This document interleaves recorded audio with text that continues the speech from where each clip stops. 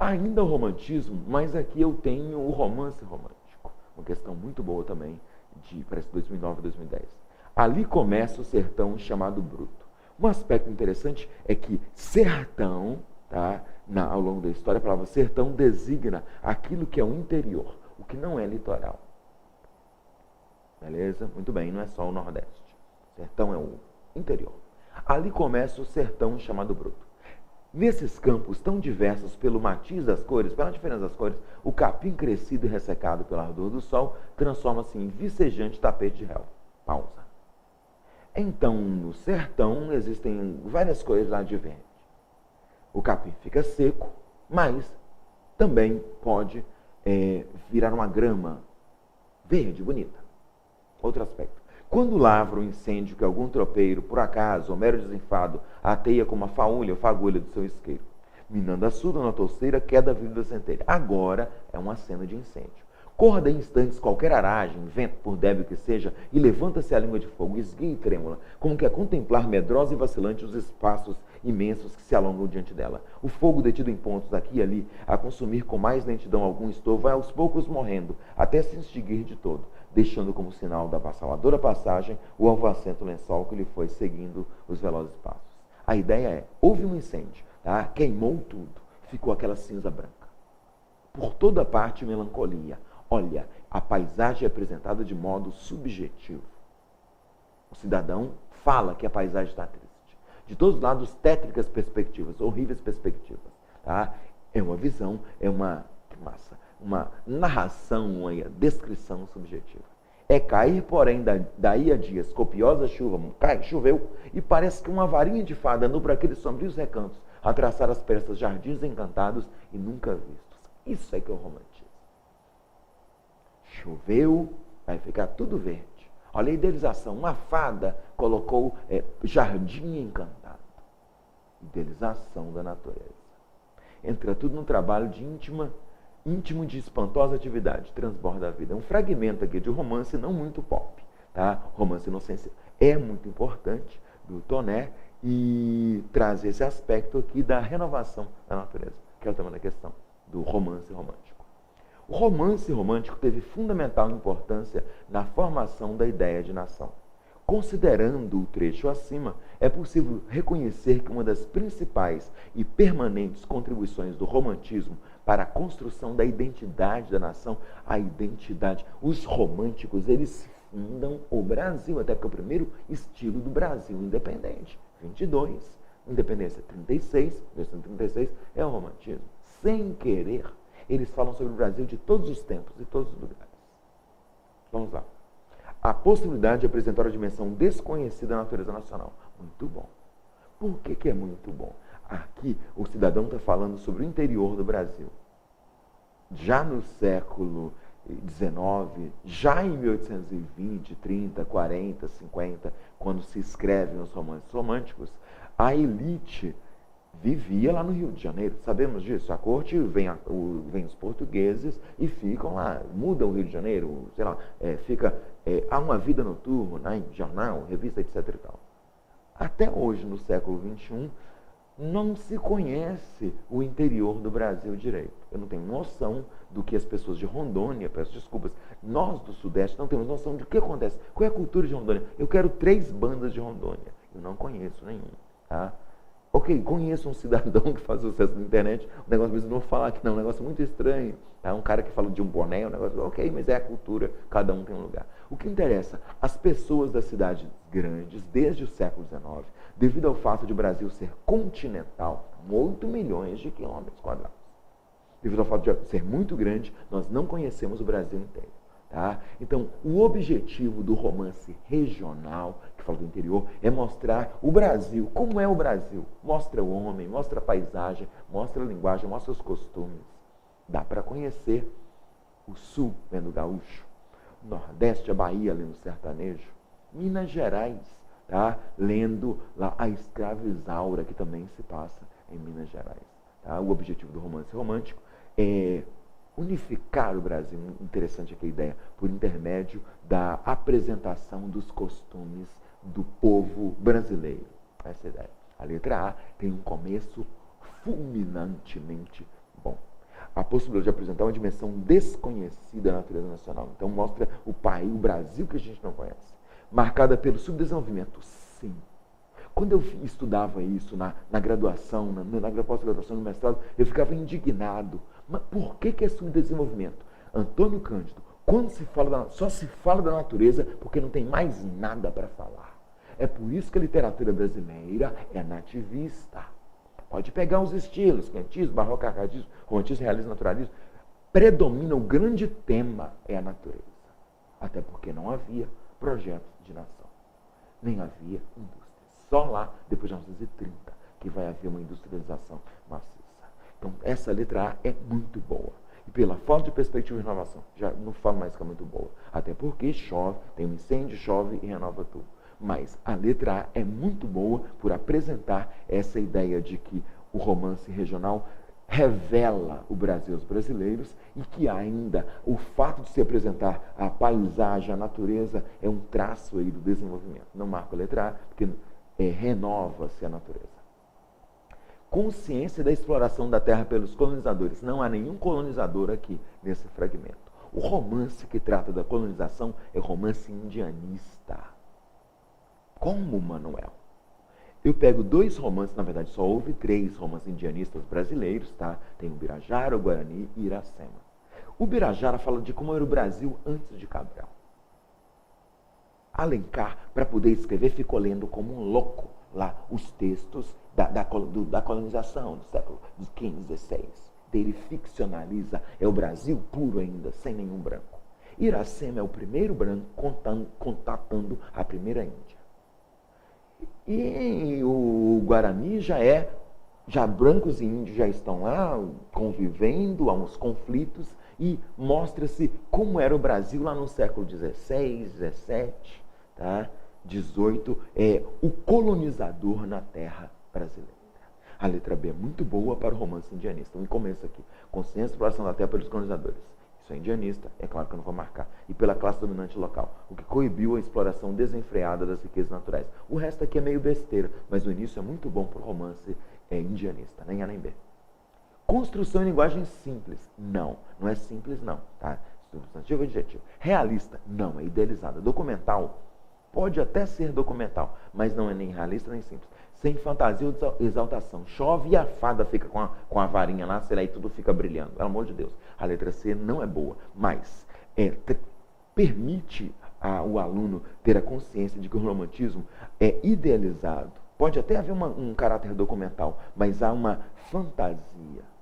Alencar constrói poemas em prosa em Iracema. Ele cria um mito, ele menos inventa a história do Brasil de acordo com o que era na cabeça dele. O primeiro brasileiro nasceu lá do índio com um branco que é o Moacir. Existe fantasia e existe exaltação. De uma imagem da terra revelou o quanto é grandiosa a natureza brasileira. Errado está simples, realista e documental, sem fantasia ou exaltação, mas permite aí uma reflexão interessante sobre o romance romântico. Letra D. A importância do romantismo é que há uma expansão dos limites geográficos da Terra. Sim, até porque só se conhecia a cidade grande, o polo, lá o Rio de Janeiro. Ou mesmo aquelas cidades maiores do Nordeste, como Olinda, Salvador. Ah, maravilha. Então, a expansão dos limites geográficos que promoveu o sentimento de unidade do território nacional e deu a conhecer os lugares mais distantes do Brasil aos brasileiros. A letra D é deslumbrante, porque traz uma teoria do romance regional. Esse é o objetivo do romance regional, tá? Mostrar os 4 cantos do Brasil aos brasileiros.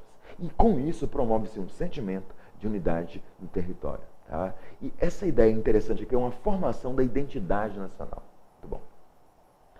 Valorização da vida urbana e do progresso. A vida urbana e o progresso aparecem no romance urbano, do Scylla, Senhora, Diva, Encarnação. A letra E seria muito boa aqui para esses livros. Valorização da vida urbana e do progresso em detrimento do interior do Brasil, formando o conceito de nação centrado nos modelos da nascente burguesia brasileira. Esta questão é genial para revisar o romance romântico. Obviamente, marca-se, ou eu marco a letra D de dado, mas deu para falar de todos os romances só aqui, ó. Olha o Enem como é que é feito, muito bom. Adiante. um soneto pré-modernista. Augusto dos Anjos. Augusto dos Anjos é um poeta do final do século XIX, início do século XX. Na verdade, sendo muito honesto, o pré-modernismo nem é um estilo de época, todo mundo sabe disso. O pré-modernismo são alguns autores que não são nem modernos, nem que se encaixam lá na segunda arte moderna e na primeira geração, eles nem se encaixam nos estilos que vêm antes. São 4, 2 na prosa, realismo, naturalismo, 2 da poesia, simbolismo e parnasianismo. Eles estão numa fase de transição, entre 1902 e 1922. Há alguns autores que usam uma linguagem ainda tradicional. Soneto que o cara escreveu. Tá? Então, soneto é rimado e metrificado. Pego até mesmo aquele Monteiro Lobato que é genial. Tá? Ele escreve em língua culta, formal. Aquele cidadão que escreve Os Sertões, Euclides da Cunha, uma linguagem muito elaborada. Tá? Então, a linguagem, a forma é ainda tradicional. Mas o tema, a perspectiva, a mirada já é crítica. Por isso é que é pré-modernismo. Então, a forma é tradicional, a linguagem e a forma literária, mas existe uma preocupação, uma ideologia, um estilo, uma visão moderna. Por isso, pré-modernismo. Autores como Graça Aranha, Lima Barreto, merecem um destaque aqui à parte. Augusto dos Anjos, Monteiro Lobato, que é deslumbrante também, tá? Euclides da Cunha. Eles estão entre a Kunze e a Caldeirinha, tá? Entre os estilos passadistas do século XIX e a Semana de Arte Moderna. Eu costumo falar para os meus alunos que Lima Barreto já é quase moderno. Ele já é moderno. Pena que ele não publica depois da Semana de Arte Moderna. Por que Lima Barreto merece muita atenção? Lima Barreto já escreve na língua quase que falada, escreveu no jornal. Ele escreve uma língua muito, muito direta, muito, muito moderna. Do jeito que o Oswald queria escrever como Lima Barreto.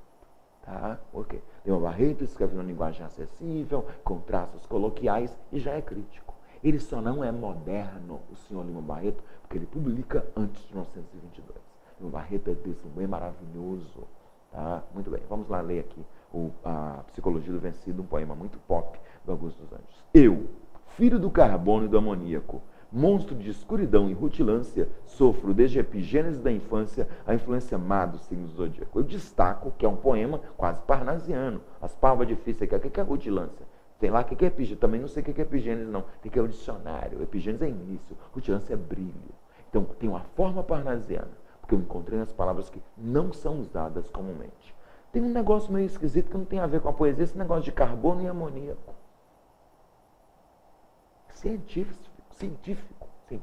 Cientificista, é bem naturalista. Tá? Então, é um poema que tem uma forma tradicional, até porque é um soneto. Tem um caráter parnasiano e conservador e tradicional, porque palavras muito elaboradas, tá? Como rutilância e epigênese. E é um aspecto cientificista. Okay? Esse cidadão era muito sinistro, muito competente, esse Augusto dos Anjos. Eu, de novo, filho do carbono e do amoníaco, monstro de escuridão e rutilância, sofro desde a epigênese da infância a influência má do signo zodíaco. E o poema é filosófico. Eu, que vivo entre altos e baixos, brilhos e escuridões, desde que eu nasci, desde o início da infância, eu tenho a má sorte. Essa é a ideia. É filosófico o poema.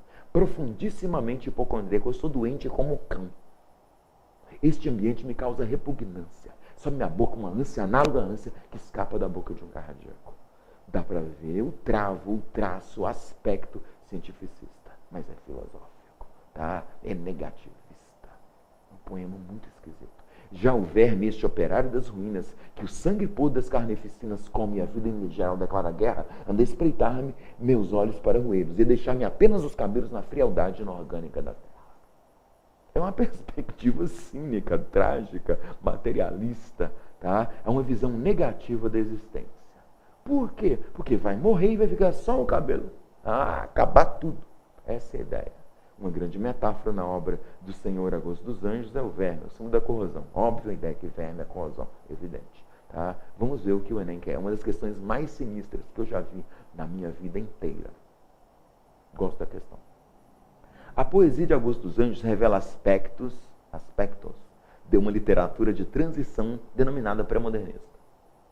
Com relação à poética e abordagem temática presentes no soneto, identificam-se marcas dessa literatura de transição como forma do soneto, arcaico, versos metrificados, arcaico, presente de rimas, arcaico, vocabulário requintado, arcaico. O ceticismo já é meio moderno, que antecipam conceitos estéticos vigentes do modernismo. Já vou contando as verdades e analisando direito. Olha só, depois do que na linha 2 tem o verbo no plural. Então, o sujeito desse verbo, antecipam, é o que é um pronome relativo. Mas, para o que está no plural, ele tem que se referir a tudo que vem antes. Então, de acordo com a letra A, o soneto, metrificado, rimado, vocabulário elaborado e ceticismo, isso antecipa o modernismo. E não antecipa mesmo. O ceticismo pode até ser um traço moderno, mas o resto é um traço conservador e arcaico. Veja, eu usei o conhecimento linguístico para eliminar a letra A, aquele que é um pronome relativo que tem como referente os substantivos anteriores. Como é que eu sei disso? Porque o verbo está no plural.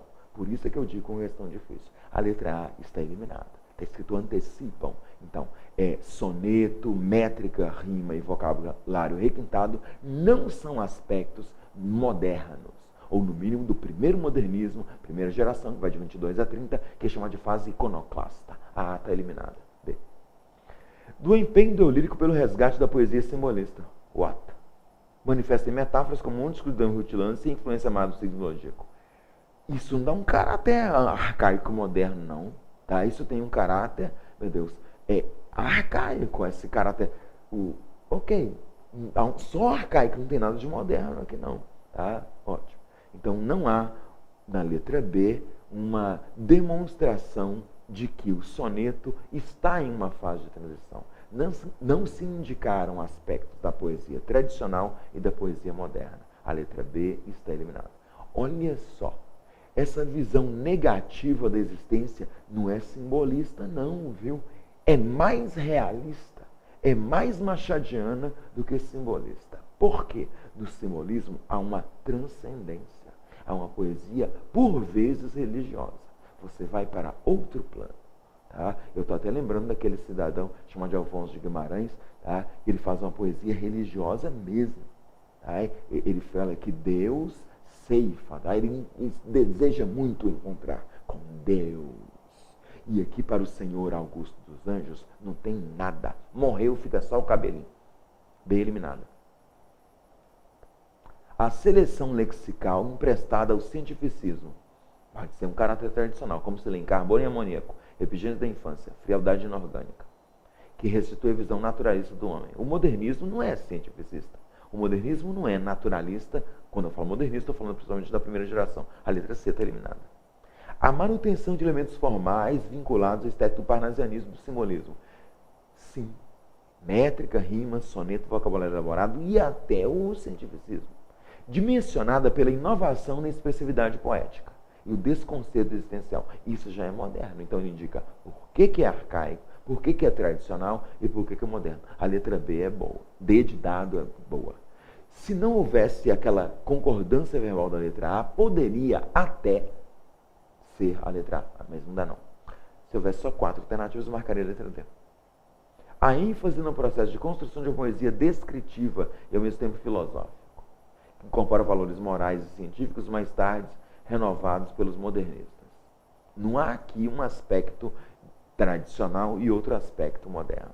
A melhor leitura, sem dúvida, é a letra D de dado. Tá? Só destacando que a letra A tem aspectos até razoáveis, mas a concordância verbal diz ou permite ver que tudo é moderno. Os aspectos tradicionais e até modernos. É absurdo, marca a letra D.